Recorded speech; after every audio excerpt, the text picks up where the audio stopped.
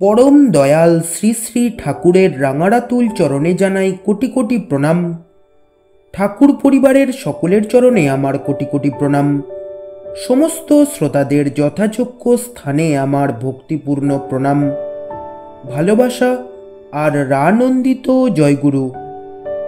আমাদের জীবনে যখনই কোনো টানাপোড়েন চলে, তখন আমরা অনেকেই ভাবি যে জ্যোতিষীর কাছে হাতটা একটু দেখিয়ে আসি। আর যখনই আমরা জ্যোতিষীর কাছে হাত দেখাতে যাই, তখনই জ্যোতিষী আমাদের অনেক পাথর পরিয়ে দেয়। আর সেই জ্যোতিষী এটাই দাবি করে যে এই পাথর পড়লেই আমাদের জীবনের সব খারাপ কেটে যাবে, আমাদের জীবনের সব ভালো হবে। কিন্তু আমরা ঠাকুরের জগতে এসে জানতে পারি যে আমাদের জীবনে ভালো তখনই হবে যখন আমাদের কর্মটা ভালো হবে।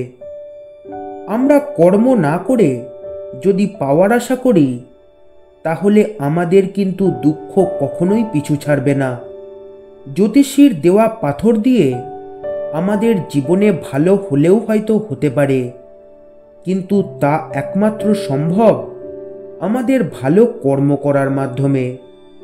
আমরা যেটা পেতে চাই সেই অনুযায়ী যদি আমরা কর্ম না করি, তাহলে কিন্তু হাজার পাথর পড়লেও আমাদের ভাগ্যের কোনো পরিবর্তন হবে না। আজকে এরকমই কিছু কথা শ্রী শ্রী আচার্যদেবের কাছ থেকে আমরা জানব। কৃষ্ণ ভগবান অর্জুনকে বলেছিলেন কর্ম করার কথা, সেটা না করলে সাবারেই যেতে হবে। বাস্তব কর্মানুচর্যা না করে আলসেমিকে প্রশ্রয় দিলে নৃশংস বিড়ম্বনা আসবেই। সেটা মানুষ নিজেই সৃষ্টি করে। আত্মকেন্দ্রিকতার প্রবৃত্তি প্ররোচনায় বিবেচনাবোধ নষ্ট হয়, আর তাতেই সে জীবন বর্ধনের পথ থেকে ভ্রষ্ট হয়ে থাকে। তাই চলনহারা চরণ পূজা জীবনকে সাবারি করে থাকে। শ্রী শ্রী আচার্যদেব বলছেন, জ্যোতিষীর পরামর্শে আঙুলে রত্ন ধারণ করে জীবন বদলায় না, বসে থেকে নয়। জীবন পাল্টে যায় নিরন্তর কর্মপ্রচেষ্টা আর পরিশ্রমে। আচার্যদেব বলছেন, আত্মকেন্দ্রিক মানুষ নিজের প্রয়োজনের আবর্তেই ঘুরতে থাকে, আর তাতে বোধহীন চলনই তাকে পেয়ে বসে। আর এই চলা ক্রমশ তাকে একা করে দেয়।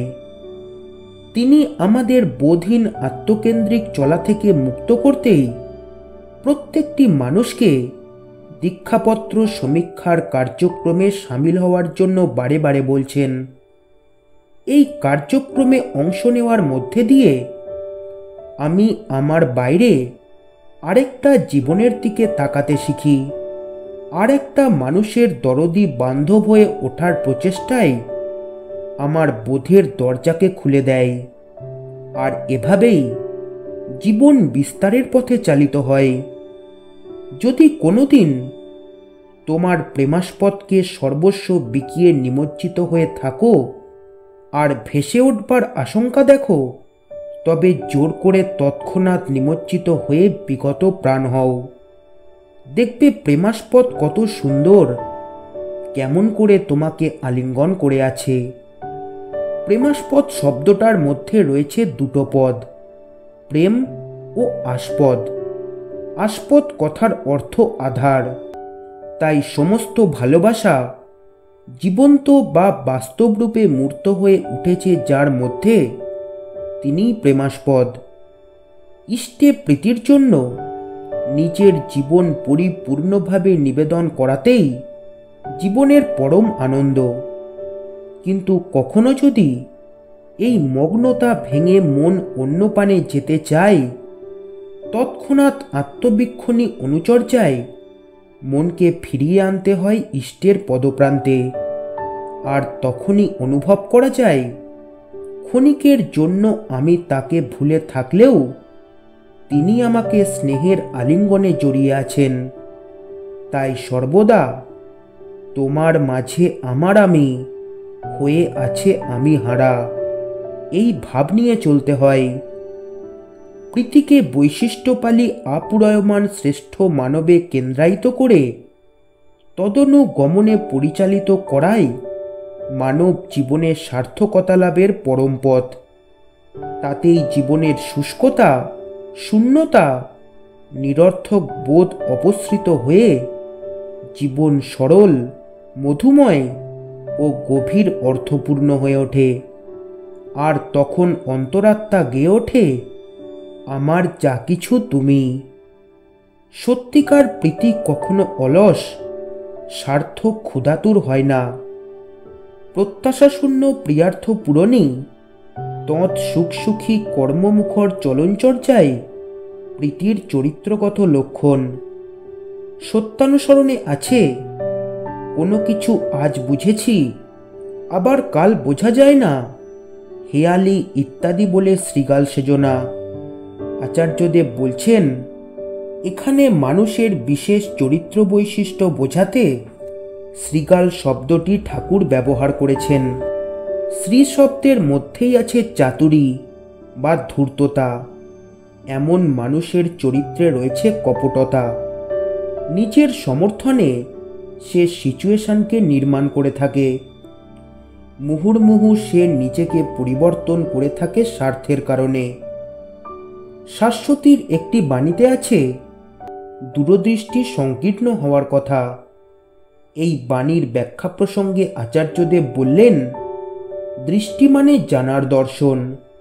স্বার্থ বড় হয়ে উঠলে ইচ্ছাকৃতভাবে আমরা বিস্মৃতি প্রবণ হয়ে উঠি, ঋণ স্বীকার করতে বাধে, কৃতজ্ঞতা জানাতে নীরব থাকি। ঠাকুর বলছেন, ওই জানার দর্শন তখন নিভু নিভু, মানে নির্বাপিত প্রায়।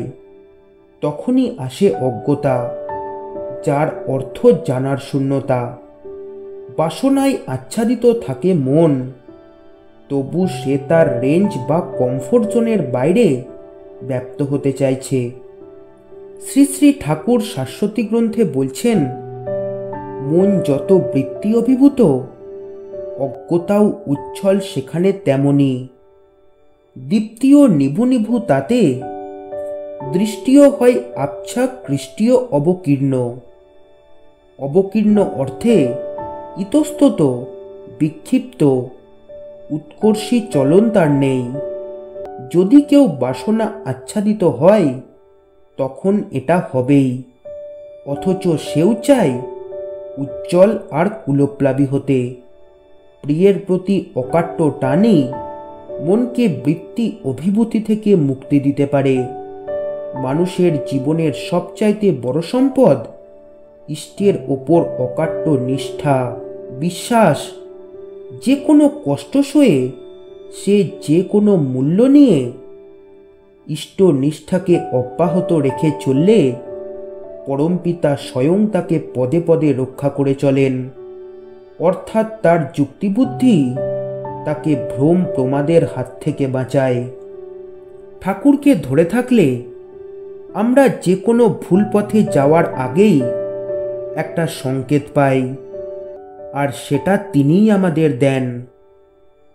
তিনি আমাদের বলে দেন যে এই পথটা আমাদের জন্য ঠিক না, আর সেই জন্যই আমাদের মনে এক সংশয়ের উদয় হয়। এটা একমাত্র সম্ভব জীবনে তাকে মাথায় নিয়ে চললে। আর সেই জন্যই জীবনে একজন আদর্শ গুরুর প্রয়োজন, যিনি সর্বদা আমাদের সামনে থেকে সব সময় আমাদের গাইড করবেন। তাই আমরা যদি তাঁর আশ্রয়ে থাকতে পারি, তাঁর ছায়ায় থাকতে পারি, তাহলে আমাদের মতন ভাগ্যবান সত্যিই আর কেউ হতে পারে না। আজকের আলোচনা এইটুকুই। পরমপিতার রাতুল চরণে সকলের মঙ্গল প্রার্থনা করে আজকের আলোচনা এখানেই শেষ করছি। জয় গুরু, বন্দে পুরুষোত্তমম।